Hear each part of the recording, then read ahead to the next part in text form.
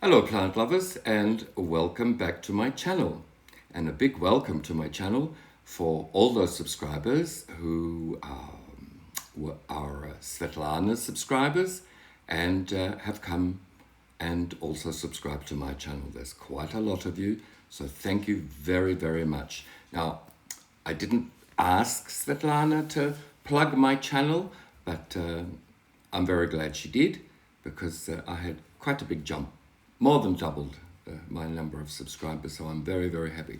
Anyway, today I want to dispel a slight myth that people might have about me. I don't dislike cactuses or cacti. It's just that it's very difficult for me to find one that I really, really like, whether it be a cacti or a succulent. Usually I buy a cactus on an impulse because it looks nice, and then after looking at it for a while, a few months or whatever, I decide that I don't like it and I give it away. So today I had a delivery of an order of some cacti and succulents that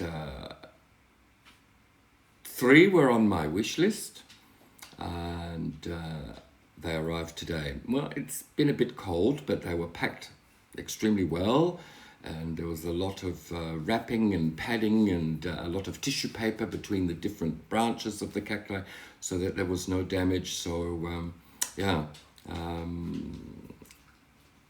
going to have some work to do to transplant some of these into some new pots. Anyway, one of my wish list cacti is the monkey tail cacti. Love it. Yes, it's in a little pot. I'm going to repot it into something just slightly bigger so that it fits in a hanging basket, so that I can hang it close to the window. So it's lovely. It's soft. Doesn't sting you. Don't have to worry about finding some tweezers to pull out all the little needles. A lovely one.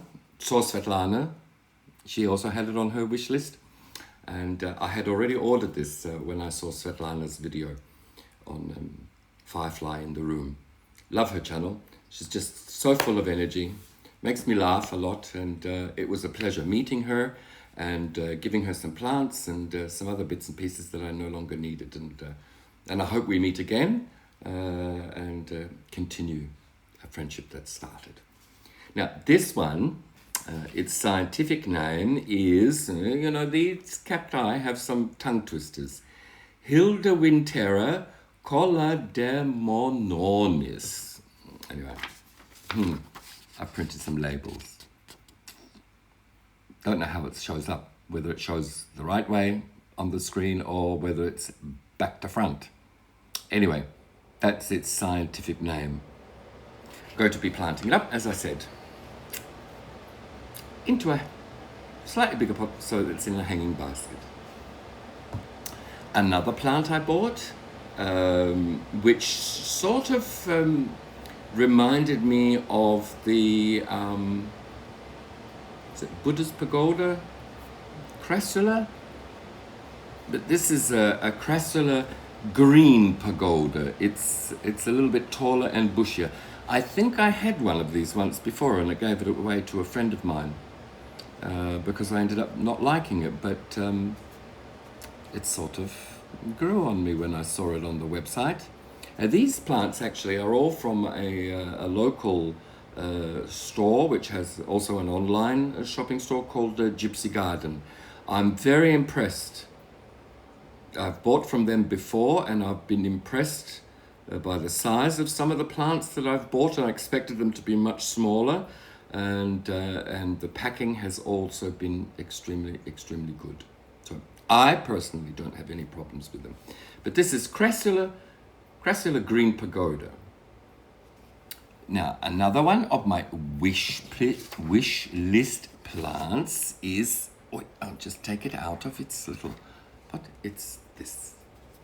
I mean, to me, they're like golf balls. like golf balls, and I like them because of their shape. Didn't really actually realize that they had spines, and they're quite prickly spines, because in all the photos I've seen, you don't usually see the spines on them. But anyway, maybe it's something they lose with time. But anyway, I like it because it's like a golf ball on top of a golf ball. I actually bought 2 of them because I see that they spread quite nicely, and I'm going to plant them in this cover pot. And I actually found a low plastic pot which fits very nicely in the cover pot.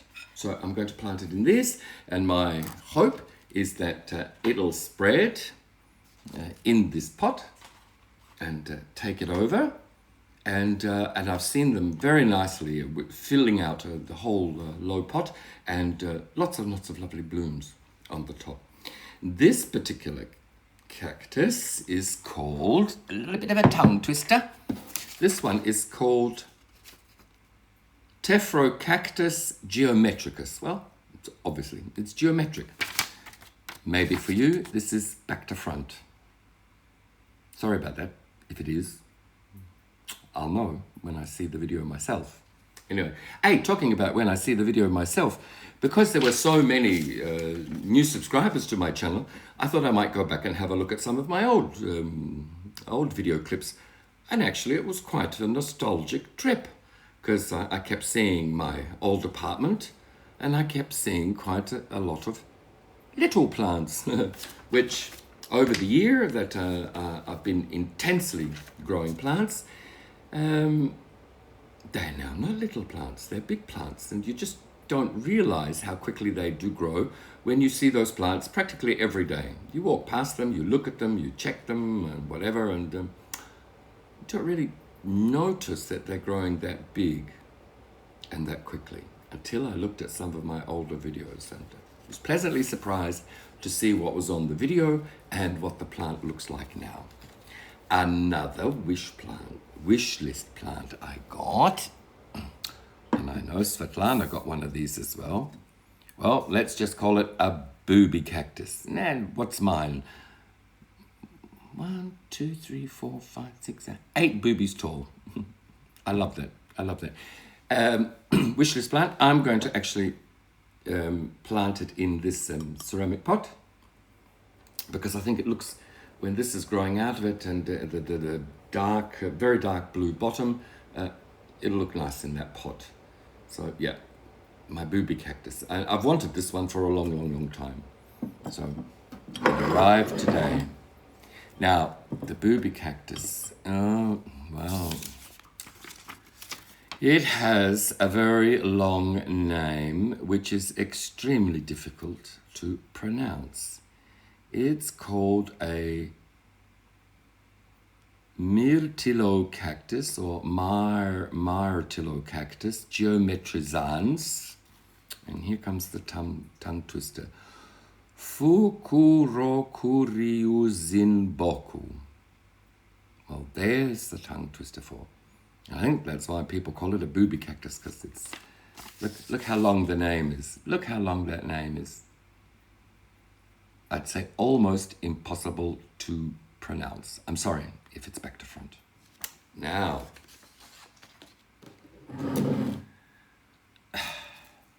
those of you that are Svetlana's followers and subscribers, you know I gave her a big cactus. I gave her that cactus because, to me, it was just, straight pole, no form, no side branches, no whatever. And I found on the website of this Gypsy Garden store a cactus that has been on my wish list for a long time. And it's a beauty, and it's branched, and it's, look at that. Look at that. Look at that. Look at that. Look at that. Look at that. And I love it because of its branch, and it's in quite a nice pot. Beautiful one. This is an Euphorbia lactea white ghost. The other one that I gave to Svetlana is a variegata form of a Euphorbia, but this is a Euphorbia lactea white ghost. Lactea, well, sounds a little bit like something to do with milk, like lactating. is to do with milk, so lactea, because it looks pretty milky with a little bit of... I love it. It's beautiful, beautiful, beautiful, beautiful. And the good thing about it is, I'll wait till it acclimates, but I might cut off one of these stems and propagate it for Svetlana. I'm sure she'll like it. And I have one other friend that loves unusual cactuses, so I might let it grow just a little bit before I do some chops and props of the sides. Absolutely beautiful, not damaged in any way. It was all cushioned with lots of tissue paper, all over, paper towels all over the place. And I might just leave this in the substrate it's in for quite a while until it acclimates to my place, but it's going right next to my south-facing window. And oh, yes, beautiful. Now this one, not giving it away to anybody, because I can take a cutting and give people a cutting as it grows up. I used to have a euphorbia, just the plain green version, in an office that I used to work at, and there was a huge window facing west. No, it faced south, and it got blasted with sun and heat and all the rest of it all the time. And it just grew and grew. It grew to something like 7, 9, 10 feet tall. There was a very high ceiling in that office, thankfully, and it just grew up, up, up, up, and it doesn't matter what you did. I used to chop it in half to reduce it in size and give away the chopped off bits, and it would just keep pushing up and up and up and growing and growing and growing. And that was the plain green, but this one, this white ghost, oh, I just love this one, love this one. And this one is easy to pronounce, yeah? Euphorbia lactea white ghost. Look at that. Look, you can see it, it's by me. It's sitting on my lap, and it reaches here. Lovely, lovely, lovely, lovely. I just can't get over this one. And no damage whatsoever. Now, on the spur of the moment, I bought a succulent. Now, you'll never believe it, but it came... I was wondering why the box was so heavy. It's in a terracotta pot. And the owner of the store, she also sent me a terracotta saucer, drip tray. Wonderful. Nothing is broken, nothing is damaged. Absolutely. And look at this beast. Look at this beast. And guess what it is? Yeah, look at it. It's in its winter stage now. It's asleep. This is an Adenium obesum. Yes, Adenium obesum. But it's an Adenium obesum baobab. Well, I know that in Africa, somewhere in the deserts, there's these huge succulents that grow. They're called boab trees. Is a baobab tree and a boab tree the same? Don't know. Anyway, beautiful, beautiful, beautiful, beautiful. And I was shocked. I was expecting a little pot with a little plant. But this is gorgeous. This is gorgeous. This is an absolutely fantastic specimen, and it's got, this is called a caudex. This bottom part is a caudex, and it's meant to get bigger and bigger and bigger, and all these little stems at the top where it's leaves and flowers sometimes. Now I do have another adenium which I will show you. They overwinter inside, as close as possible to a south-facing window, and then as soon as we're like close to plus 10 degrees at night and no cooler, they go outside on my terrace or patio, whatever you want to call it, and it is in full sun. South-facing terrace, patio, and they're in full sun, and I just ignore them. They get watered when it rains, because this is one of the reasons why they do produce this gigantically thick caudex. That's where it stores moisture and nutrients for very long periods, where in nature where they grow it doesn't rain, so it needs to have a backup supply of nutrients and water. So I just went berserk when I opened the box, and I thought, what on earth did I buy that is so heavy? I thought it was a huge plant, but no, it is huge. It is huge, you know. It's a huge plant. Beautiful. I love it. Now, I'll just give a quick talk about these adeniums, because this, as I said, is an Adenium obesum boab. I do have another adenium, which is called an Adenium thysocotranum. And it's a cultivar between an Adenium arabicum and an Adenium socrotranum. Well, because most of these adeniums grow in Africa or the Middle East. And they're huge. Huge codexes. I actually bought, I do have a little one. Here's a little one. This is a baby one. Now, I bought one about this size many, many, many years ago in the flower market in Bangkok for about, I don't know, 3 or 4 euros. Anyway, in those days, when you were still allowed to bring plants from what we call third countries into the European Union, but you weren't allowed to bring in the soil. So if you're bringing in a plant, you had to take it out of the soil, you had to wash it, had to wrap it in damp paper towels and stick it in a Ziploc bag so it wouldn't dry out. But now you can't do that. No, can't bring in plants with or without soil. If you are bringing in plants, you need a phytosanitary certificate, and you might be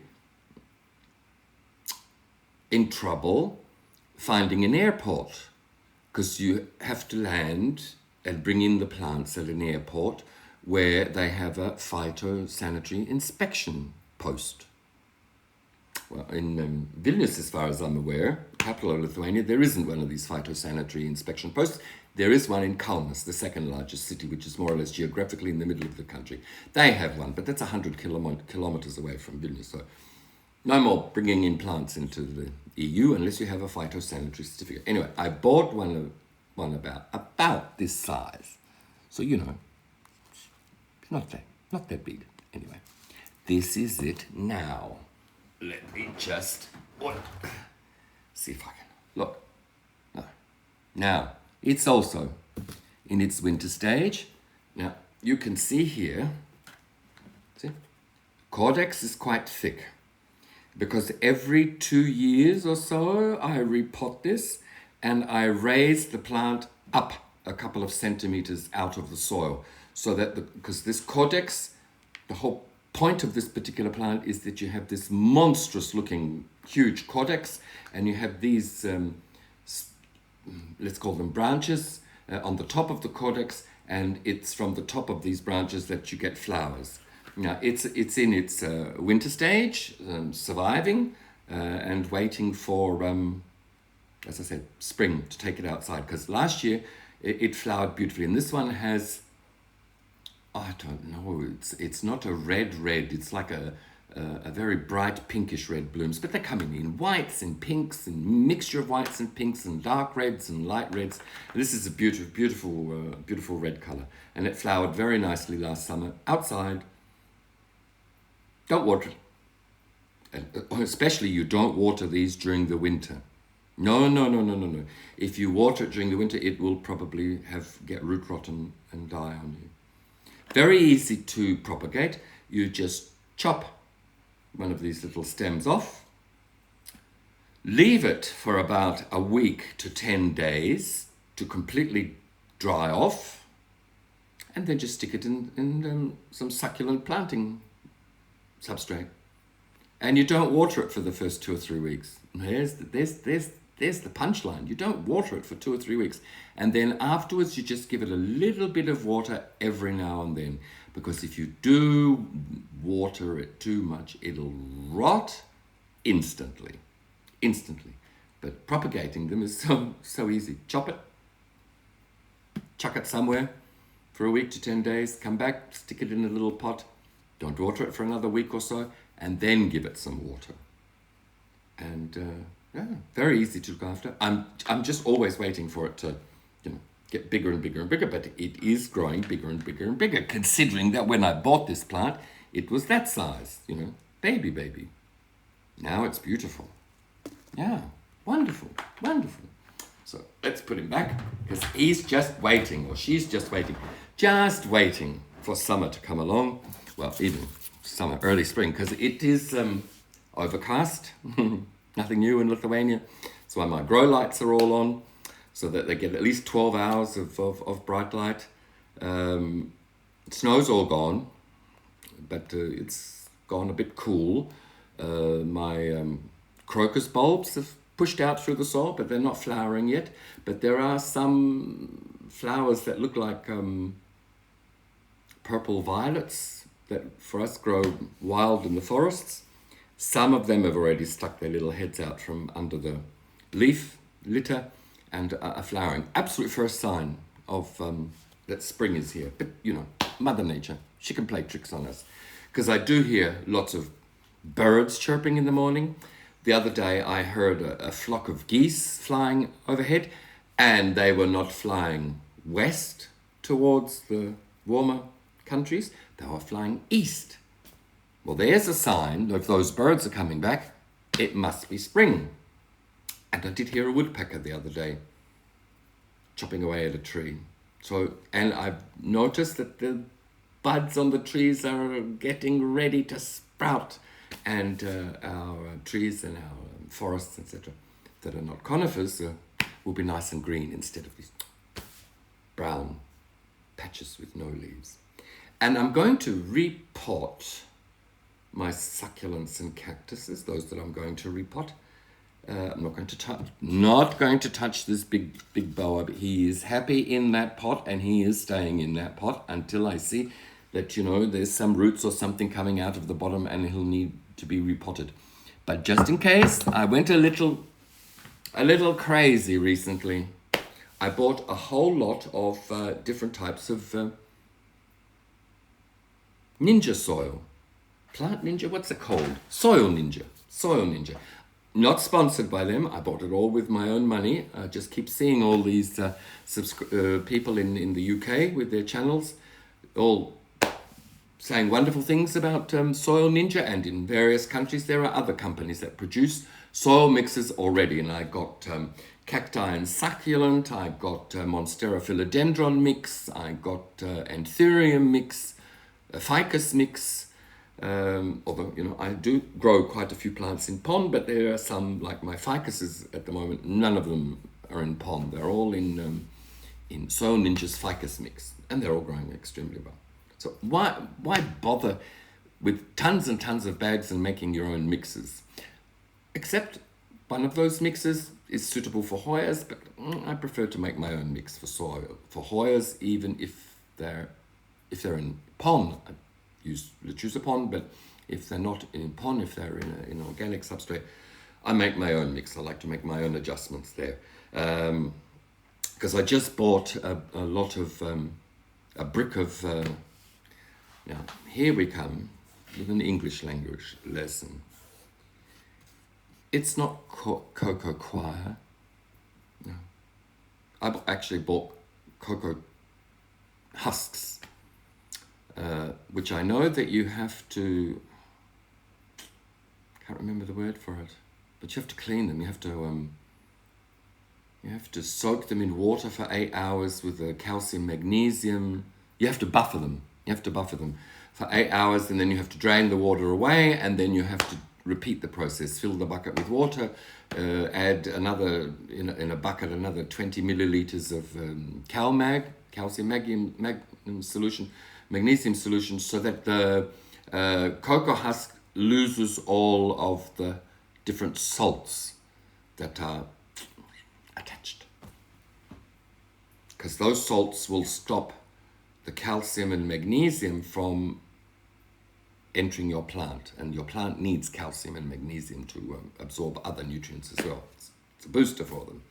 So because the cocoa husk contains lots of sodium and other types of salts, so by buffering it, by doing the soaking method, you push out the calcium and magnesium that's in the solution, pushes out the salts, the sodiums, salts you don't want there. But it takes a while. You know, you need a bucket, 20 mils of CalMag, soak them for 8 hours, pour off all the water, and then refill it with water and add more CalMag and leave it for another 8 hours, and then get rid of that water and then rinse it. And then you can use that cocoa husks. I'm going to put some Hoyas in cocoa husk mixture. Now, cocoa, and you know this word, is it coir? It's not coir. Coir, no, in. And you can look it up you can Google it and you'll find out. If you're speaking English, it's cocoa coir.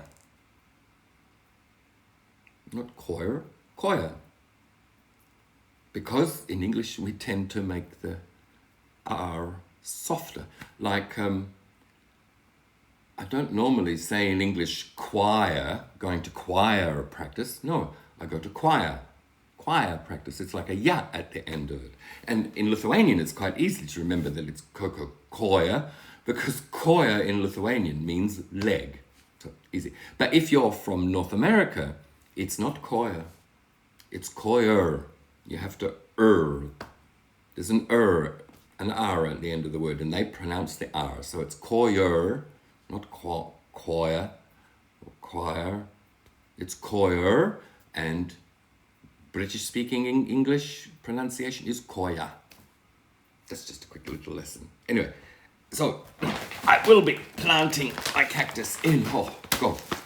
The cactus and succulent mix is quite heavy. But I went a bit crazy, so for cacti and succulent, but I have it on board. I don't have to buy sand separately. I don't have to buy pebbles separately, and it's all there for me. As I said, not sponsored. I bought it all out of my own money. So I have one question for my subscribers. I bought some beneficial bugs. I think it's still valid. Yes, it's still valid for the next 3 months, according to the little date that's on there. Now, can I ask a stupid question of my subscribers? How do they get out of the paper bag? Do I have to tear a hole in them, or do they bite their way through? Because I see no escape route for these little buggers, how they get out of the paper bag. So if you could please share with me, do I just hang them on the plants as a precaution against red spider mites, these beneficial bugs? Or do I have to snip a little hole so there's somewhere for them to come out? Don't know.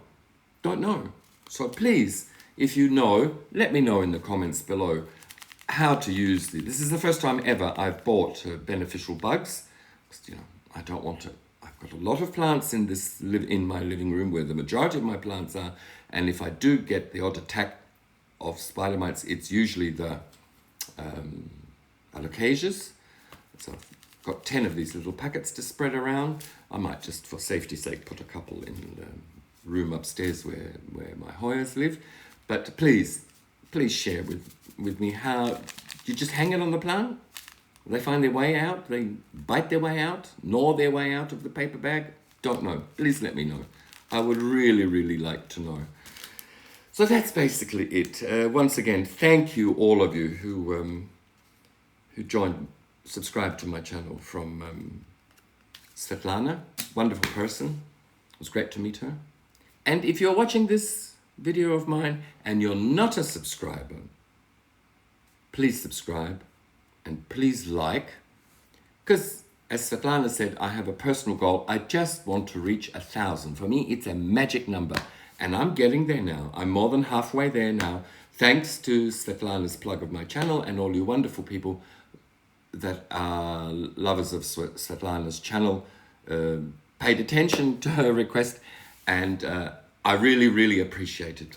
I feel like, I'm not sitting here alone and talking to a screen and posting on YouTube. And, because sometimes, I see that, a few thousand have watched a video of mine, but none of them subscribed. I only need about 10% of them to subscribe for me to reach the 1,000. So please, it helps me a lot. Anyway, this is a very unexpected video because I was planning a Hoya video, but that's still coming. Because I had to share this because, you know, most of my friends think I don't like cactuses. I don't like all cactuses. I just like the ones that are something special, something different about them.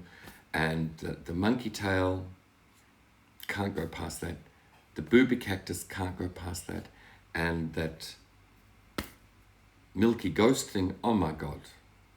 Fantastic. Anyway, but that's it. I have to stop ranting and raving because, you know, it's a Tuesday, which in Lithuanian, the word for Tuesday translated in English directly means second day of the week. So I'm on the second floor, which means I have to check all my plants on my second floor and water those that I need and hook a few of those predatory mites against prevention against help against red spider mites, and give all my plants that arrived today a wash and replant some of them. But the big ones that are in the big pots and the one that's in the terracotta pot, no need to replant them at the moment. They can just stay where they are.